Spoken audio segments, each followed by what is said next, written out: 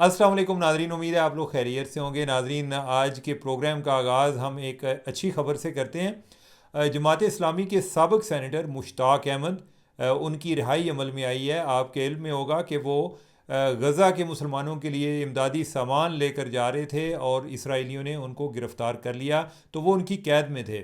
Senator Mushtaq के अलावा और भी दुनिया के मुख्तलिफ़ ममालिक से, बिलखसूस कई यूरोपियन ममालिक से उधर लोग सामान लेकर आए। सब का सामान रस्ते में इसराइल ने ज़ब्त कर लिया और उनको गिरफ़्तार कर लिया।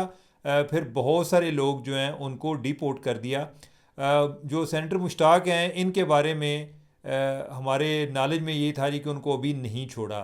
अब जो एक फ़र्क था सेनेटर मुश्ताक का और बाकी लोगों का, उनमें अक्सरियत ऐसे लोग थे कि जिनके इसराइल के साथ सफारती ताल्लुकात हैं, उनको उन्होंने डिपोर्ट कर दिया। हमारे उनके साथ इसराइल के साथ सफारती ताल्लुकात भी नहीं हैं। आई डोंट नो कि इसराइल वाले सोच रहे होंगे कि ये अब हमसे कैसे रब्ता करते हैं। तो हमने जो हुकूमत उर्दन है उसके ज़रिए रब्ता किया और उर्दन के इसराइल के साथ सफारती ताल्लुकात हैं, तो इस तरह से उनकी रिहाई अमल में आई है। अब जो उन्होंने आकर बयान दिया है वो बड़ा हैरान कुन है। वो कह रहे हैं जी कि उन्होंने हमारे ऊपर कुत्ते छोड़े, बंदूकें रखी गईं और बदतरीन तशद्दुद किया गया। जेल में हवा, दवा और पानी तक की रसाई नहीं थी।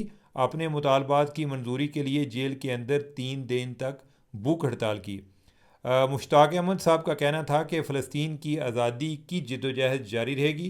गज़ा को बचाने के लिए कोशिश करेंगे, मुजरमों को कैफरे किरदार तक पहुँचाएँगे, हम इसराइली नाकाबंदी को बार बार तोड़ेंगे। अब नाजरीन, ये जो बात कर रहे हैं कि जी उन्होंने हम पर कुत्ते छोड़े, आई डोंट नो। अगर तो कोई रस्ते, ये जब लोग आए थे तो उस टाइम बाज़ का ये होता है कि आप में से किसी को बैरून मुल्क सफ़र करने का मौका मिला हो, तो देखते हैं कि वो उधर स्निफर डॉग होते हैं कि जो सामान जो है उसको सूंघ रहे होते हैं। अगर कोई इस तरह से मामला हो तो वो डिफरेंट है, कि इनके पास क्या सामान है, कोई बारूद नहीं है। इसराइलियों से हम तवक्को तो कोई भी कर सकते हैं, लेकिन ज़हन में सवाल ज़रूर आते हैं कि वो कह रहे हैं कि जेल में हम पर कुत्ते छोड़े। अब ये है कि जो मेरे ज़हन में सफ़र में आती है बात, अगर जेल में बंदा कैद है, कुत्ते छोड़े हों, तो फिर तो उस बंदे के का क्या बचेगा। तो मैं जो सेनेटर मुश्ताक साहब हैं उनकी तस्वीर देख रहा था, जो कि उन्होंने उर्दन में पाकिस्तानी सफारतखाने के साथ बनवाई, उसमें वो बिल्कुल ठीक ठाक नज़र आ रहे थे। कोई ना कुछ तशद्दुद के आसार थे और ना ही कुत्ते छोड़ने का तो मतलब यह है कि उनको कुत्ते ने काटा होगा, किसी जगह पर ज़ख्म होगा। खैर, ये है कि बाज़ का चीज़ें शायद वो इतनी बयान ना कर सके होंगे, हम उनकी बात को एक फ़ेस वैल्यू पर लेते हैं। तो मेरा ख्याल है कि जिनके पास हैं अभी, जो हमारा सफारतखाना है उसके पास हैं, तो उन्हें चाहिए कि उन्हें कोई इस हवाले से इंजेक्शन वगैरह भी लगवाएं, जो कि कुत्ता जब काट जाता है तो उसके बाद इंजेक्शन लगवाया जाता है, उनका पूरा मेडिकल चेकअप होना चाहिए। और अगर वो किसी इसी तरह के तशद्दुद के अमल में इसराइली मुलव्वस हैं, तो पाकिस्तान को इस पर भरपूर एक मज़म्मती बयान जारी करना चाहिए। अब यह है कि इत्तफ़ाक़ है कि आज 7 अक्टूबर है और आज के दिन इस जंग का या इस नस्ल कुशी का आगाज़ हुआ था। जब हमास ने इसराइल पर हमला किया, उसके बाद जो है इसराइल जो है उसने पीछे मुड़कर नहीं देखा। तो अब तक हुआ क्या कि अब तक जो है उधर की कोई 60,000 से ज़्यादा लोग शहीद हो चुके हैं। कोई 90% गज़ा का इलाका तबाह हो चुका है। लोगों की ज़िंदगी हमेशा के लिए बदल चुकी है, ट्रांसफॉर्म हो चुकी है। जो लोग एक ट्रॉमा में हैं, आई डोंट नो कि वो इस जनरेशन में ट्रॉमा से निकल पाएंगे। वैसे तो गरीबुल वतन है बेचारे, उनकी वो पैदा होते ही ट्रॉमा में चले जाते हैं और जब तक ज़िंदा होते हैं वो ट्रॉमा में रहते हैं। अल्लाह ताला उनको आज़ादी नसीब फरमाए। नाजरीन, हम लोग बड़ी बातें करते हैं, हम बड़े शिकवे करते हैं, लेकिन याद रखना कि आज़ादी से बड़ी कोई बड़ी नेमत नहीं है। आपके पास जो जिन चीज़ों की आप तलब करते हैं, वो अगर आपको आज मिल जाएं, आपके पास आज़ादी ना हो, तो आपको लगेगा, आप कहेंगे कि मैं अपनी आज़ादी पर ये हर चीज़ जो है कुर्बान करता हूँ। आगे जो हम बढ़ते हैं, दूसरा जो मसला है वो कल से एक बड़ा ही एक पुरअसरार किस्म की गिरफ़्तारी हुई है और उस पर अभी तक चहमगोइयाँ हो रही हैं कि गिरफ़्तार होने वाली खातून किसके कब्ज़े में है। और मैं बात कर रहा हूँ वो जो सनम जावेद हैं उनके हवाले से। उनके बारे में कल इतलात आई कि उन्हें पेशावर से गिरफ़्तार कर लिया है। सनम जावेद के बारे में आप जानते होंगे कि वो पीटीआई की एक जो हैं एक पॉलिटिशियन ही कह लें, एक यंग पॉलिटिशियन कह लें। और उनका जो एक रेफरेंस है वो ये भी है कि बड़ी ज़ुबान दराज भी हैं, अपने मुखालफिन पर बड़ी ज़ुबान चलाती हैं। मैं यही कह सकता हूँ। अभी वो मखसूस नशिस्तों में उनको MNA भी बनाने का सोचा था। वो खैर वो तो नशिस्तें गई उनकी PTI की। तो वो पंजाब से भागी हुई थी। भागी का मैं लफ्ज़ इसलिए इस्तेमाल कर रहा हूँ कि वो जो 9 मई का केस है उसमें उनको सज़ा हुई थी और वो पेशावर में जाकर रह रही थी। कुछ देर पहले उनकी बहन जो है फलक जो है उसको इधर इस्लामाबाद से गिरफ़्तार किया गया, तो इनको उधर पेशावर से गिरफ़्तार किया गया। इनके बारे में इतला ये थी कि ये वज़ीर आला हाउस में रह रही थी। इनको सरकारी गाड़ी भी मिली हुई थी, कोई सिक्योरिटी के लोग भी इनके साथ तैनात होते थे। अब जो गिरफ़्तारी की बात आ रही है ये भी को वज़ीर आला हाउस से कुछ ज़्यादा दूर जगह नहीं थी जिधर से उसको गिरफ़्तार किया गया है। उसके बारे में इतलात ये हैं कि उधर कोई एक कैफ़े शॉप थी, उधर वो कैफ़े पे गई हुई थी और अपनी किसी दोस्त के साथ, को वकील दोस्त है उसके साथ उसने खाना खाया और वापस अपनी रहाइश गाह पर आ रही थी, यानी कि जो वज़ीर आला हाउस या उसकी कोई एनेक्सी है जिधर वो रह रही थी उधर वापस आ रही थी। तो उधर जो है कोई ऑफिसर मैस के करीब या जो एक इनका जो फ़ौजियों की एक चेक पोस्ट थी, उसके करीब उसको कोई एक दो गाड़ियाँ और आई हैं तो उन्होंने उसको उधर से अपने साथ ले गए हैं। उसके बाद से उसकी कोई इतला नहीं है। अब ये कैंट के इलाके दो तरह के होते हैं। एक होता है कि जिधर से सिविलियन भी गुजर सकते हैं, जैसे लाहौर का इलाका है, पेशावर का भी इस तरह का है। लेकिन कुछ होते हैं जो एक प्योरली जो एक फ़ौजियों के इलाके होते हैं, या आप कह लें कि बड़े हाई सिक्योरिटी जोन होते हैं कि उधर बाकी लोग भी रह रहे होते हैं, लेकिन उधर कोई आम आदमी के लिए जाना इतना आसान काम नहीं होता। उधर से गिरफ़्तारी हुई है। मैंने अपने कोई दो अपने दोस्तों से, जर्नलिस्टों से इस बारे में बात भी की। जो अरशद अज़ीज़ साहब हैं उनको भी पूछा, और हैं हमारे लिहाज अली, बड़े बहाबर लोग हैं, इनसे भी पूछा। पता ये चला कि गिरफ़्तारी तो अभी तक नामालूम अफराद के नाम है, यानी के हवाले से है कि किसी ने आके गिरफ़्तार करने वाले ने या उठाने वाले ने, अभी उठाने का लफ्ज़ इस्तेमाल होगा, गिरफ़्तारी तो एक कानूनी अमल होता है, तो उसने कोई अपना आके कोई तारफ़ वगैरह नहीं कराया। अब दूसरा ये है कि जिस जगह से गिरफ़्तार हुई है, यानी कि फ़ौजी चेक पोस्ट से गिरफ़्तार हुई है, या अगर आप, कई लोग कह रहे हैं जी ऑफिसर मैस के करीब से गिरफ़्तार हुई, तो ऑफिसर मैस वही एरिया है, यानी कि वो एक ख़ास, एक प्योरली एक जो वो एक फ़ौज का एरिया है। अब वो किसके पास है, तो मेरी लिहाज से बात हो रही थी तो वो कह रहे थे कि हम जो पुलिस वालों से पूछते हैं वो कहते हैं कि मुझे तो मेरी एक सीनियर पुलिस वाले से बात हुई तो उसने कहा कि भाई वो जिधर गाड़ी गई है ना उधर हमारे पर जलते हैं, यानी कि हम तो जा नहीं सकते। और हमने जो गंडापुर चीफ मिनिस्टर हैं उनको भी इस बारे में बता दिया कि हम उधर नहीं जा सकते, आप जा सकते हैं तो आप जाएं। यानी मतलब उनका ये था कि वो कोई ऑपरेशन जो है वो कोई इंटेलिजेंस ऑपरेशन था जिसमें कोई फ़ौज के लोग मुलव्वस थे। अब ये कल से गिरफ़्तारी हुई है, अभी तक उसको किसी अदालत में पेश नहीं किया गया। अब इसका क्या एक एंड क्या होगा या ड्रॉप सीन क्या होगा, एक तो ये हो सकता है कि कुछ दिनों बाद उसको छोड़ दिया जाए। दूसरा ये हो सकता है कि उसको इधर से ले जा के पंजाब में तो जेल में बंद कर दिया जाए।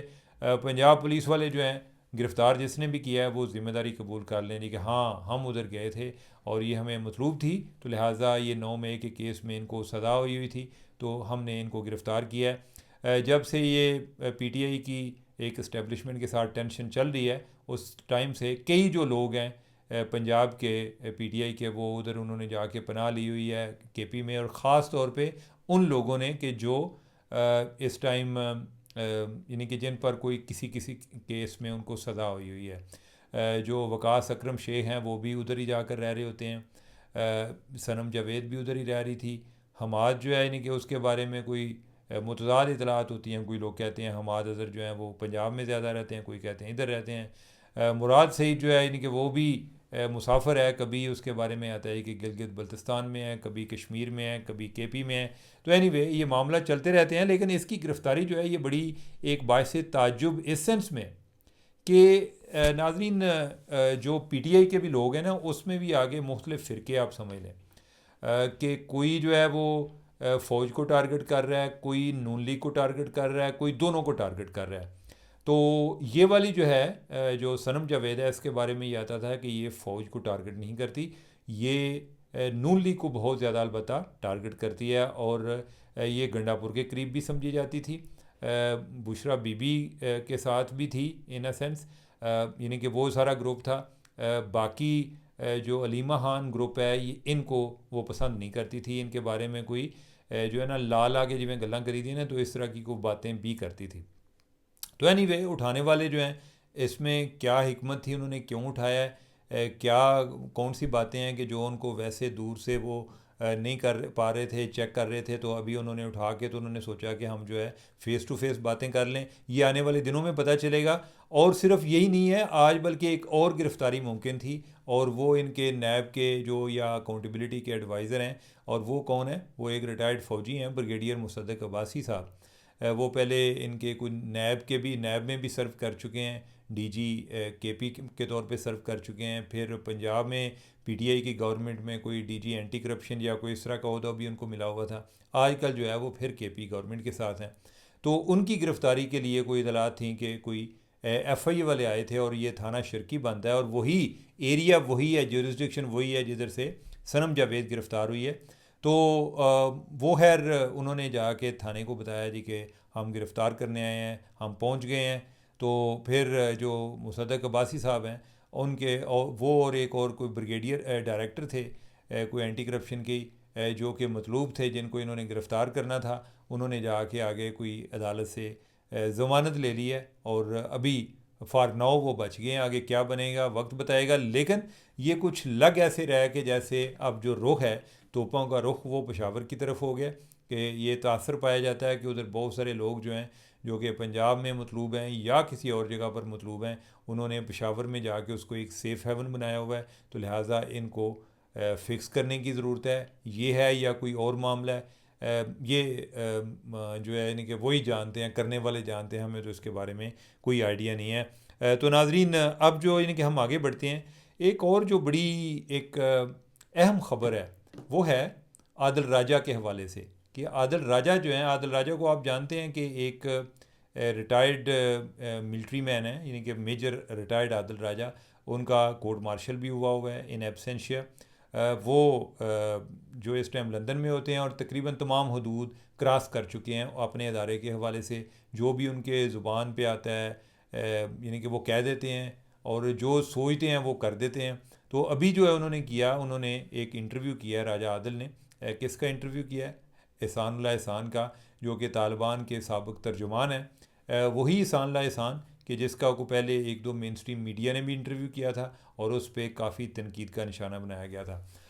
और उसने इंटरव्यू किया है, और वो ग्रिलिंग जो है वो इस अंदाज में कर रहा है कि जैसे यानी कि वो उनसे ये निकलवाना चाह रहा है कि ये बताओ कि तुम जो है वो, तुम्हारा तो आईसी के साथ ताल्लुक़ है, तुम उनके सेफ हाउस में रहते थे, तुम्हें वो आपके अगर नॉलेज में नहीं है तो मैं आपको बता देता हूँ कि वो बैरून मुल्क फ़रार हो गए हैं। जो लास्ट टाइम जो उनका पता चला था वो तो टर्की चले गए थे, अभी वो किधर हैं ये मुझे एग्जैक्ट नहीं आइडिया, लेकिन ये है कि तासर ये था जी कि इनको किसी ने इधर से फ़रार करवाया है। लेकिन एहसान ने उस इंटरव्यू में कहा कि मुझे किसी ने फ़रार नहीं कराया, और मेरी इनके साथ जो रब्ता हुआ था, डील यही हुई थी कि मैं चाह रहा था कि मैं मुसल्लह जद्दोजहद छोड़ दूँ, और फिर इन्होंने मुझे एक जगह पे एक सेफ़ हाउस में रखा। मैंने कहा कि मैं किसी खुली जगह पर रहना चाहता हूँ, तो मैंने कुछ उस हवाले से को भूख हड़ताल भी की को 2-3 दिन।